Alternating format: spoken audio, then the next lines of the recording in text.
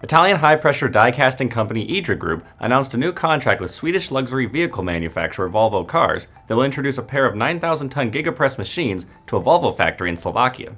With a customer base that already includes Tesla, Ford, and Hyundai, Idra advertises its Giga Presses as machines that can assist the automotive industry's transition to electric and hybrid vehicles. The 9,000-ton Giga Presses are about the size of a small home and can generate a clamping force of over 9,000 tons. According to Idra, the equipment enables the production of lightweight and complex vehicle components in a manner that saves energy and reduces waste. Volvo aims to reach full electrification by the decade's end and climate neutrality by 2040. The company hopes, with the help of the Giga Presses, its $1.2 billion Slovakian factory can get it there. The facility is said to be capable of manufacturing 250,000 vehicles annually. Volvo expects to install production lines at the plant next year and begin production of electric vehicles in 2026. Meanwhile, Giga Presses and the Giga casting process are making their rounds in automotive news. In September, Reuters reported that Tesla was on the verge of a breakthrough that would enable it to die-cast nearly the entire underbody of an electric vehicle in a single piece instead of the roughly 400 parts seen in traditional cars.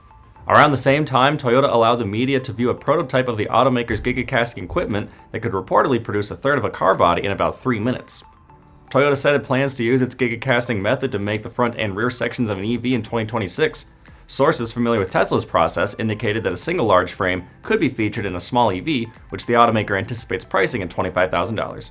I'm Nolan Beilstein, this is Manufacturing Now.